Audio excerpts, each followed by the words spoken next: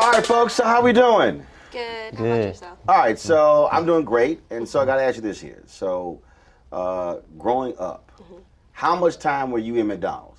All the time. I remember I have memories of me being like 5 years old and back drive-through. That's probably illegal, but I'd be back there with the girls that were working. All the teenage girls would take me back there, and like customers would give me like quarters or like, here's a little tip for you, and I'd be like, okay, thank you.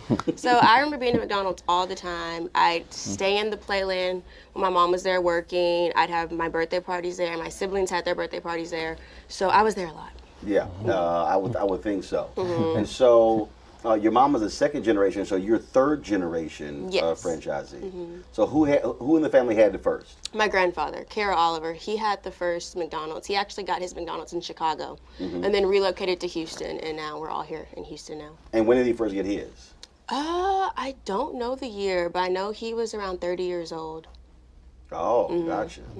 And so, growing up, was it clear that this is what you were going to do, or was it a choice where you said, you know what, I've seen this, I want to continue essentially the family business? Growing up, actually, at one point I wanted to go into the family business, then at another point I was like, no, I want to do something else, make a name for myself.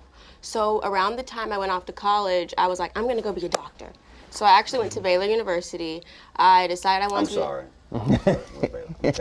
Oh, so I decided it's okay. Trust me, my niece went there. So, really, yeah. My best friend went to A&M. Okay. So, I decided I wanted to be a doctor. Then I really started thinking, and I realized that I actually enjoyed McDonald's and the bigger aspects besides just fast food. My mom, she was a single mom at one point, so she was always reaching out to all the women at McDonald's, helping them out. And a lot of our employees are women. And a lot of them have kids. So I love the aspect of helping other moms and helping them with their kids if they were going through things as a single mom, or just helping moms and kids in general. So I feel like being able to work at McDonald's, I'm able to reach people I wouldn't reach otherwise. So I love meeting new people that way and helping people that I feel like I wouldn't meet if I wasn't in the position that I am in now. Well, a lot of people also don't understand that when you talk about the franchises, you're talking about small businesses. Yeah. Okay, because small businesses are categorized really in America as less than 500 employees. And so when people hear McDonald's, they think, no, that's the corporation, when really it's that store is really a small business. Yes, that's true. A lot of times growing up, they're like, well, how do you own a McDonald's? Isn't it the corporation? But that is true. We are individual franchisees.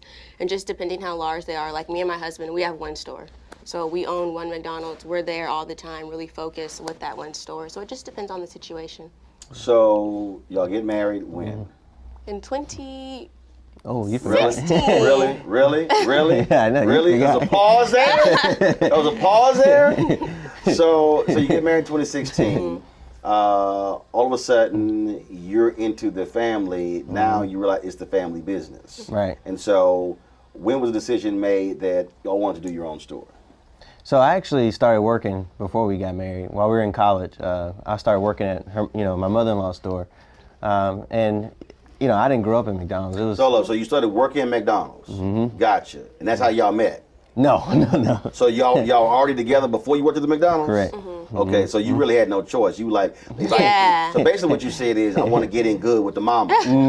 So I'm going to work at the store. Basically, she said, "Come to work." I said, "Okay." Okay. So you went to work at the store. Yep. And then what? So started as a crew, and then once we graduated from college, just made the decision. I said, "Hey, I want to become a general manager," and then started to supervise. And then after supervising, I got into the program. And same thing. I didn't grow up in McDonald's. I was always told never to work for McDonald's. It's a dead end job. You'll be flipping burgers for the rest of your life. So I think seeing that, like she said, my mother-in-law touched so many people's lives, and the effect that you can have on people. That's the story that I want to tell to people, that it's more than just flipping burgers. Well, I think it's perspective. When we went to Houston Texans game, and I was my brother, his wife, daughter, and their son, and Chris my nephew was probably 3. Wasn't probably but 3, maybe 4. I think probably 3 years old. And after the game, we're under the stadium waiting for the players and the coaches to come out. We were some of the family members, and he has a football, and so he walks up to Wade Phillips, who was the defensive coordinator, to sign his ball. And so Wade goes, "So Chris, what position you want to play?" I said, "No." I said, "Chris is not being raised to play. Chris is being raised to own the team." And I think that so the point that you just made. For a lot of African Americans, they are thinking, oh, what you just said, dead end job. But for you, you saw ownership. So you looked at McDonald's in a totally different way. And isn't that how we need to be actually changing the message of the narrative? Don't look at the fast food job as a dead end job. No. You could be an owner one day. Yeah, and I think that's, like she said, we're there all the time. I just want to be visible and show them, because they ask me all the time. They're like, how'd you, it's like they're shocked. They're like, you're young. They ask me. You mean fellow employees? Right. Got it. Right. They ask me all the time. They're like, how old are you? How do you own it? And I just tell them, I was working. I learned everything. Don't take anything for granted. And if you need to learn how to mop the floor, figure 8, that's what you need to know as well. And don't just say, oh, I'm not gonna mop the floor. So do y'all have proactive conversations with your employees to get them to understand that, you could actually own one? Yeah. And how, go ahead. Yeah, we do, because we have a lot of high school students that work for us and college students. So I feel like for us, since we were younger coming into McDonald's, we love talking to them and trying to mentoring them and giving them advice on how old we got into McDonald's. What's you? Oh, I'm 28 and he's 27. 27. Okay. So for the last few years, talking to the college students and high school kids, just letting them know there are different avenues you could take, whether it's our Archways Opportunity Program where we give out scholarships to students. We love doing that for our organization and making sure the students know, or whether it's, okay, do you want to try to get an internship with the corporate side? There isn't just the McDonald's side. Or if you do want to be an owner, let's look at ways that can work for you and how you can work for the business to get to those steps. So we do want to present to them different options, not just, like he said, thinking, oh, you're coming in, deadbeat job, flipping burgers, that's it. One of the things that McDonald's requires, going back to its early days with the expansion under Ray Kroc, that you have to actually work the stores. And so obviously for you saw that your mom had to be in the store. Was that a different understanding for you, being, again, because when people think owner, they think, oh, I own it, other people work. It's like, no. You have to know how to do all of these different things. Right. No, I mean, I agree with Ray Kroc. And for me, it's just, I would never ask somebody to do something that I wouldn't be willing to do myself. So I do everything. Mopping, plunging, stopping the toilets, handing out food. And I would never take the role of, oh, I'm the boss and you should just listen to me. Because I don't think that's a good people trait to have. So when folks come into the store, is it sometimes funny for you when they may not realize they're actually talking to the owner, as opposed to thinking, oh, it must be a manager or something? Yeah, that happens a lot of time. And sometimes we don't tell them. A lot of times we don't. We're just like, oh, okay, whatever. And then sometimes we may start talking to someone and we do tell them and they're shocked by, oh, you're working, but then why are you working here? Like, what do you do? Like, so you're here in the store and you're the owner? So people are always surprised. The one of the things that I always talk about is a lot of people want to be the owner, but they don't quite understand. They don't want to fully accept what I call the business of the business. The way these programs work, you aren't just handed a franchise. In fact, it can't just be handed down. You literally have to go through the application process. And so, do you have those conversations as well, getting folks to understand that, look, if you want to be an owner, you better understand the business part, the financing part, what it requires, the capital requirements, things along those lines. Yeah, no, I was going to say, I think a lot of times it's expressing that, because like you said in the beginning, they see McDonald's, the corporation, they think big dollar signs, but in reality, it's a small business. So just showing them that hey, this is what, from a P&L standpoint, from a profit standpoint, and just from a business standpoint, it's more than just saying hi, welcome to McDonald's. It's so much more than that, and just trying to let them see that it's a bright future ahead as well. So that's what I love doing, and just talking to a lot of the crew and the managers as well.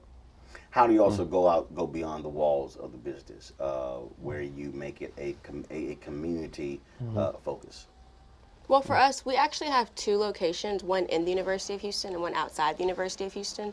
And I know I went to Baylor my first year, but I ended up going to U of H as well. So we both also went to the University of Houston. So we're always doing outreach there. And besides that, we're always going into the communities, going to different schools, whether it's we do bike giveaways for Christmas, whether it's we're doing school supply drives, food drives. We're very visible in the community. And we're also part of the BMOA, which is the Black McDonald Operators Association. So we're always doing things, especially in our community, where we're visible and reaching out to others and letting them know, hey, there are Black owners for McDonald's. You may think, oh, McDonald's the corporation, but here are the faces of the owners here in Houston. So we're always trying to be visible and getting the word spread, because I do think, like you said, people are shocked when they find out, oh, so you're an owner, but you're working, but it's McDonald's. Like, how do you do that? So we're always just trying to raise awareness for the brand. So when you say you have one store, that's that store. But you said you have a second location inside the university. Yes, so my mom, she has 7 locations, and we just got our first location 3 months ago. So we still work relatively closely with her because 2 of our locations are really close to her. So we're still working alongside her. So all together as a family, we have 8 at the moment. Now, how many did your grandfather have? He had, when he got killed, he had 3. And so mom said, okay, we're just gonna take it to another level. Yeah. See, now she's putting the pressure on y'all. See, he had 3, mom got 7, so y'all gonna have to step it up. Yeah, we gotta have like 10, 11. Y'all gonna have to step it up. How many employees do you have? Total, so for our store, we have 50. For our store, 51, 52, it fluctuates. But her mom, I would say probably close to about 450, 500 almost. Now, have you had those moments where mom likes to do things one way and y'all like, you know what, we're going to try it this way? Yeah. All the time. Yeah. We had a lot of those moments, especially when we first started working for McDonald's, because we came in and we were like, okay, we just graduated college, we want to do this, this, and that, we're really technology heavy, and she was like, whoa, whoa, whoa, whoa, whoa. What are y'all doing? So I think it was a challenge, wouldn't you say? Oh, yeah. Especially in the beginning. Yeah, we had this conversation yesterday.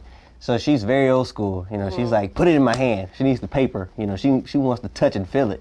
And I'm the opposite. I like my iPad, I like it all digital. Right. And she's like, no, so we'd have meetings and I wouldn't print out the slides for everybody. I would email it to them and say, hey, follow along. And she's called PDF. Yeah, PDF. And she's, no, we need to touch and feel it. See, that's what I'm talking about. So all the time, but I love her. We go back and forth, and looking back, it's funny now. But the thing is, it's your store, right? Yes, now, but that was just 3 months ago. Right. All this other time, we've been with her and her organization. Yeah. We're working with her on her. But now you kind of like, look, mama, this hour. Yeah. Okay. So like, I hear what you're saying, but this hour, we gonna be no paper over here, mama. No paper over here. Yeah. So how has she had to handle now the digital screens inside the store? Because no paper. They're everywhere. They're everywhere. Well, now she's like, I'm getting it. I'm getting it. And I'm sure y'all probably like, see, we tried to tell you. Like, we tried to tell you what was coming down. See, you listened. But I'm sure those are indeed interesting conversations. Your peer group, how are those conversations when you have folks who you went to college with, they decide to go work in corporate America, other places, but then all of a sudden now you're saying, no, we're actually owners, we're entrepreneurs. They want to come by for free ice cream and cookies. And y'all are going, no, the P and the L is called the profit and the loss. What's free is the loss column. Yeah, we do get a lot of questions. But I feel like we're always answering questions to everyone. They're like, so how are y'all doing that? So do y'all enjoy it? Like, do you think it's worth it? I do think there are benefits to corporate America. I'm not going to say there aren't. I think there are benefits and pros to both having your own business and also working in corporate America. So I think we get a lot of questions, but I feel like it's also interesting hearing corporate America stories since we came straight out of school and right into McDonald's versus some operators will go off in corporate America, experience that, then try to get into the ownership program. So for us, since we went straight into becoming business owners, I feel like it's a little bit different. So I do think it's interesting in corporate America. I think there are pros.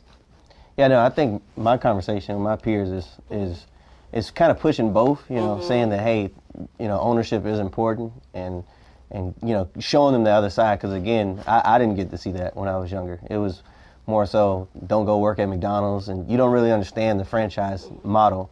So I think it's more so just bringing awareness to McDonald's and what we do in the community, and just showing them that there's a path to ownership. So how do you operate when you're traveling or when you're going around? So are y'all constantly doing surveillance of other stores, what they're doing? Are you always looking at how folks are dressed in their badges? Are they smiling? Do they have the right attitude? When you go other places, are you sort of, 'cause look, I'm in media, and so I can be watching something, and I'm like, okay, that's an interesting camera angle. Okay, I like that. I like those colors. And so I may not be, I may stop just watching actually whatever the show is. I'm looking at the other parts of the show. You also do that as well? Oh yeah. Yeah. I think it's just that competitive nature of wanting to be the best. So it's like, man, I like that. And it's almost, you can learn. You don't always have to go and reinvent the wheel. Right. You can learn from someone else. So I'm always looking. I'm like, oh, I like how they put that sign in drive-thru. Or, oh, I would never let my people do that. You know. So it's just, we definitely are always scouting. How do you also walk your employees through to get them to understand that they are an extension of you? Because look, I worked fast food growing up when I was in college. Worked at Wendy's, and to your point, there were some people who were like, "Oh man, you know, this job means nothing," and I would go, "Yeah, but you don't say that on payday." and so the thing is, I mean, the reality is, you can't interface with every single customer. So the reality is, that employee is an extension of you. Their attitude, what they're dealing with, what they're going through, how they look, how they dress, how they speak, how they talk, a reflection of you. So how do you walk your employees through that? Do you sort of have like the same program Motown had, where they would teach them literally how to act, how to behave, how to walk, how to talk, do all the different things like that?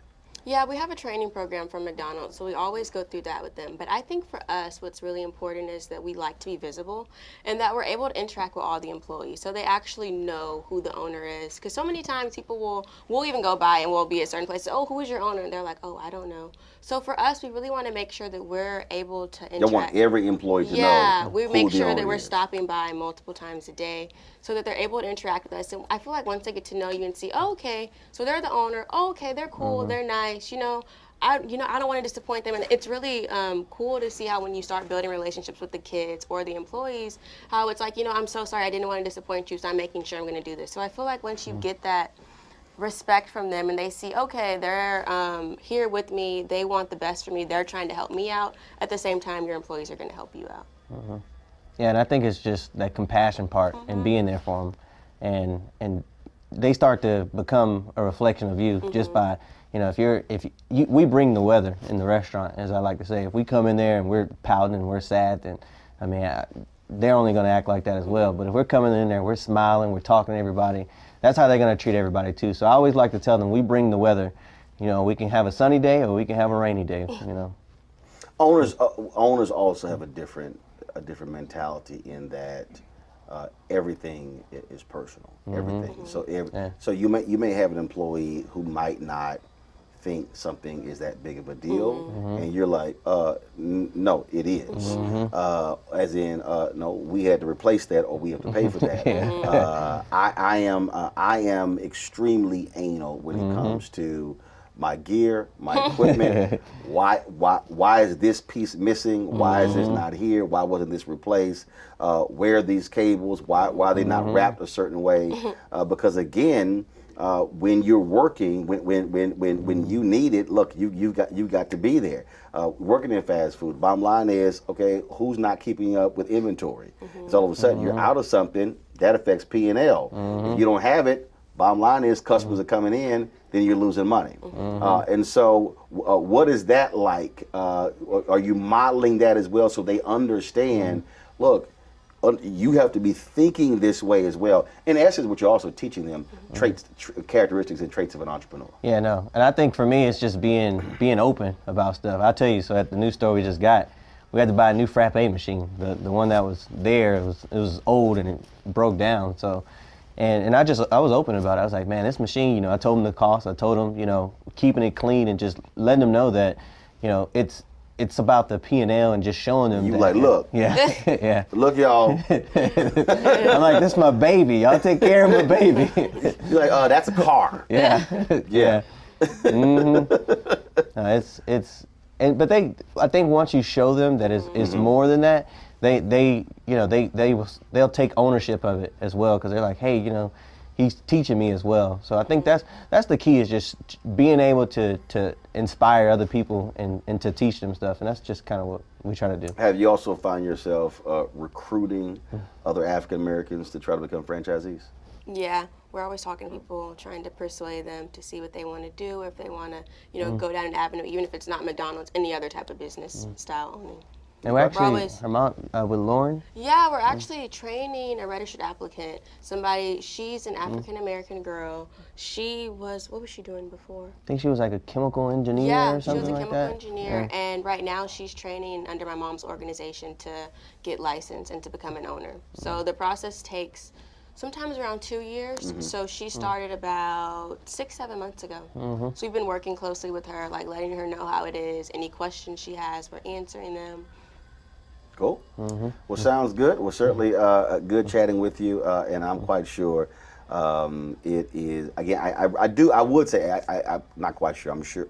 I'm confident that from the employee standpoint, for them being able to actually talk, meet, and communicate with owners, because I always say, when you don't know, you don't know. And when we are able to see ownership, then we go, oh, I can do that. So for me, my grandmother had a catering business. My mom had a cake business. So that was literally my entire growing up.